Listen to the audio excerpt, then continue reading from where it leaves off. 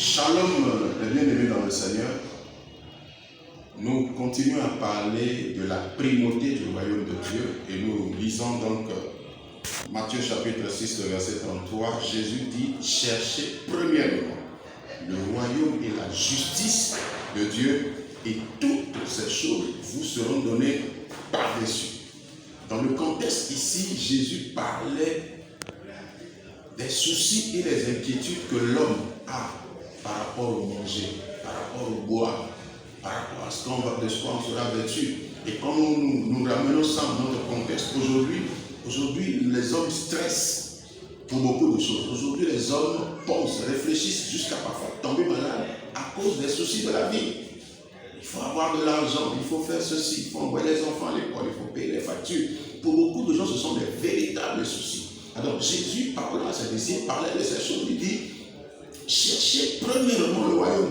Dieu sait que nous avons besoin d'argent, besoin de payer nos factures, besoin d'envoyer nos enfants à l'école. Nous avons des besoins divers et Dieu, notre Père Céleste, lui qui nous a créés, sait que nous avons des besoins.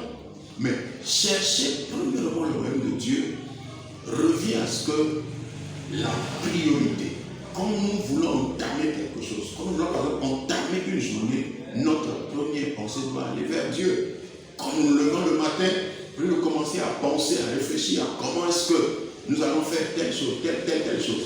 Lorsque nous nous levons le matin, au lieu de commencer d'avoir couru vers le téléphone, commencer à avoir des messages qui m'a écrit et autres, bien aimé, notre première pensée devait aller vers Dieu. Et si notre première pensée va vers Dieu, comme le ce qui va nous amener logiquement à faire, c'est de prier, d'avoir une intimité avec Dieu. Commencer notre journée dans une intimité, une communion avec Dieu, pour avoir des orientations, pour avoir la direction. C'est quelque chose que nous voulons faire au cours de la journée.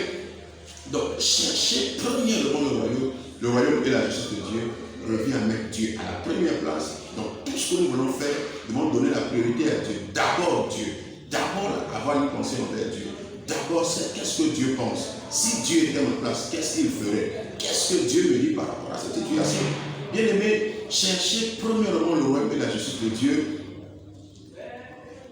est une autre façon de passage où Jésus dit, quand on a posé la question à Jésus, quel est le plus grand commandement? Jésus dit: tu aimeras l'Éternel ton Dieu de tout ton cœur, de toute ton âme, de toute ta force, de toute ta pensée.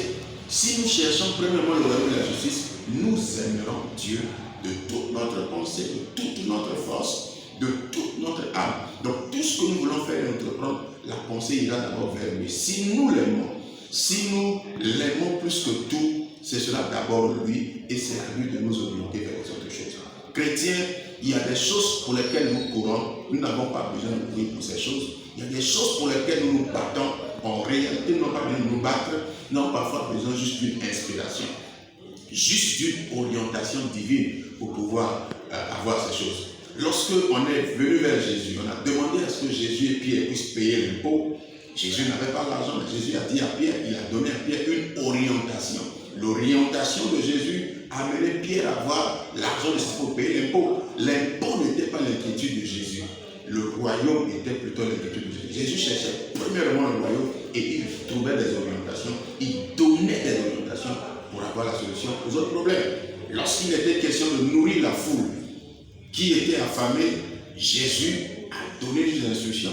Quand on a dit à Jésus qu'il y a un enfant ici qui a du pain, Jésus a dit: prenez ça, faites asseoir les gens. Donc, bien aimé, nous devons chercher premièrement le royaume, parce qu'en cherchant le royaume, Dieu nous inspire, Dieu nous oriente pour les autres choses.